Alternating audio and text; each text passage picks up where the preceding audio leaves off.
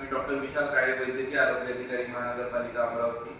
सर्व अमरावतीकरांना आवाहन करतो की दिनांक 13 तारखेपासून 20 तारखेपर्यंत राष्ट्रीय जंतुनाशक मोहीम अमरावती महानगरपालिका कार्यक्षेत्रात राबवण्यात येणार आहे. तरी या मोहिमेदरम्यान 1 ते 19 या वयोगटातील बालकांना अल्बेंडाझोल नावाची टॅबलेट देण्यात येणार आहे.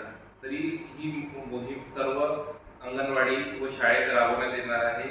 1 ते 6 वयोगटातील मुलांनी किंवा मुलींनी याचे पावडर फॉर्ममध्ये सेवन करायचे आहे. तसेच 6 वर्षावरील मुलांनी ती टॅबलेट दातात चढवून खायची आहे.